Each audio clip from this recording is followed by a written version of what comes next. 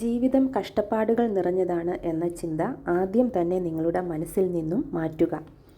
ഞാൻ ഇത്രയും തുക സമ്പാദിക്കും എന്ന് ഉറച്ച് പ്രഖ്യാപിക്കുക, വിശ്വസിക്കുക. അതിനുള്ള സാധ്യതകൾ ഒന്നും തന്നെ നിങ്ങളുടെ മുൻപിൽ ഇല്ലെങ്കിൽ പോലും അത് സത്യമാണ് എന്ന് ഭാവിക്കുക. പിന്നെ അത് പ്രപഞ്ചത്തിന് വിട്ടുകൊടുക്കുക. ജീവിതത്തിൽ ആവശ്യത്തിന് പണം ഇല്ലാത്ത അവസ്ഥയുണ്ടെങ്കിൽ അതിൻ്റെ കാരണം നിങ്ങളുടെ ചിന്തകൾ തന്നെയാണ്.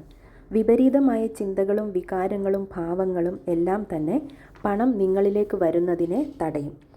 ആവശ്യമുള്ള പണം ഈ പ്രപഞ്ചത്തിൽ തന്നെയുണ്ട്. അത് നിങ്ങളിലേക്ക് ആകർഷിക്കപ്പെടുന്നതിനെ നിങ്ങളുടെ ചിന്തകളാണ് തടയുന്നത്. അതിനു പകരം നമ്മളുടെ ചിന്തകൾ നമ്മൾക്ക് അനുകൂലമായി വരണം.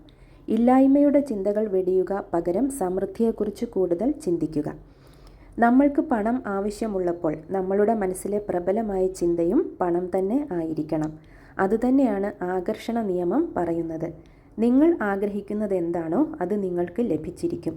ആവശ്യമുള്ള കാര്യങ്ങൾ നാം ആഗ്രഹിക്കാൻ തയ്യാറാകാത്തത് അത് എങ്ങനെ സംഭവ്യമാകും എന്ന ആശങ്ക കൊണ്ടാണ്.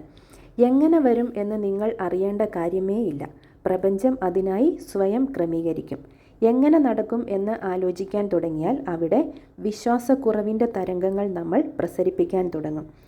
ആഗ്രഹിച്ചത് കിട്ടാതെ വരുമോ എന്നോർത്ത് അസ്വസ്ഥതപ്പെടാതെ ഇരിക്കുക. പകരം അടിയുറച്ച വിശ്വാസം സ്ഥാപിക്കുക. അങ്ങനെ വിശ്വാസം സ്ഥാപിക്കാൻ ഉള്ള വഴിയാണ് നമുക്കത് ലഭിച്ചു എന്ന് കരുതുന്നത്. എനിക്ക് ആവശ്യമുള്ളത്ര പണം എനിക്കിപ്പോൾ ലഭിച്ചിരിക്കുന്നു എന്ന് സ്വയം പറയുക. ആ വികാരം നിങ്ങൾ അനുഭവിക്കുക. യഥാർത്ഥത്തിൽ ആ പണം ലഭിച്ചു കഴിഞ്ഞാൽ എങ്ങനെയാണോ അങ്ങനെ അത് അനുഭവിക്കുക. കേൾക്കുമ്പോൾ പലർക്കും അതിശയോക്തിയായിട്ട് തോന്നാം. എന്നാൽ റോണ്ട ബയൺ തൻ്റെ സീക്രട്ട് എന്ന പുസ്തകത്തിൽ പറയുന്നത് ഗുരുത്വാകർഷണ നിയമം പോലെ തന്നെ കണിശവും കൃത്യതയുള്ളതുമാണ് ആകർഷണ നിയമം എന്നാണ്. വൈകാരിക അനുഭവങ്ങളിലൂടെ വസ്തുക്കൾ യാഥാർത്ഥ്യമാക്കിയ അനവധി ആൾക്കാരുണ്ട്. എങ്ങനെ, എപ്പോൾ, എവിടെ എന്ന ചിന്തകൾ ഒന്നും അവരെ തടസ്സപ്പെടുത്താറില്ല.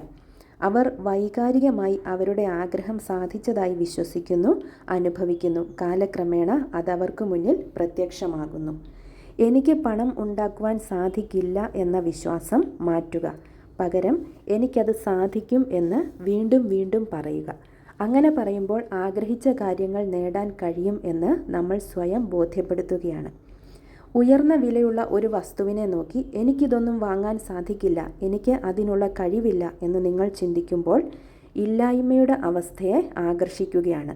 സമൃദ്ധി വേണമെങ്കിൽ സമൃദ്ധിയിൽ മനസ്സ് കേന്ദ്രീകരിക്കുക. പണം ഇല്ലാത്ത അവസ്ഥയിൽ അതിനെക്കുറിച്ച് സുഖാനുഭവം ഉണ്ടാകില്ല എന്നത് എളുപ്പം മനസ്സിലാക്കാവുന്ന ഒരു കാര്യമാണ്. എന്നാൽ അത്തരം വിപരീത ചിന്തകൾ കൂടുതൽ ധനം നമ്മളിലേക്ക് വരുന്നതിനെ തടയും. നിലവിൽ ഉള്ള അവസ്ഥയെക്കുറിച്ച് കൃതജ്ഞത തോന്നുക. ഞാൻ പണത്തെ ആകർഷിക്കുന്ന കാന്തമാണ്. ഇനിയും കൂടുതൽ പണം എന്നിലേക്ക് വന്നു ചേർന്നതിന് നന്ദി എന്ന് എല്ലാ ദിവസവും പറയുകയും ആ വികാരം അനുഭവിക്കുകയും ചെയ്യുക. ഒരേ സമയം പണം ഇല്ലാത്ത അവസ്ഥയെക്കുറിച്ച് ചിന്തിക്കുകയും പണത്തെ ആകർഷിക്കുകയും ചെയ്യുക അസംഭവ്യമായ കാര്യമാണ്. ഇഷ്ടമുള്ള വസ്തുക്കളെ നോക്കി എനിക്കത് വാങ്ങാനുള്ള കഴിവുണ്ട്, ഞാനത് സ്വന്തമാക്കും എന്ന് സ്വയം പറയുമ്പോൾ നിങ്ങളുടെ ചിന്തയുടെ ദിശ മാറുകയും പണം നിങ്ങളുടെ ജീവിതത്തിലേക്ക് വരാനുള്ള വഴികൾ തുറക്കുകയും ചെയ്യുന്നു.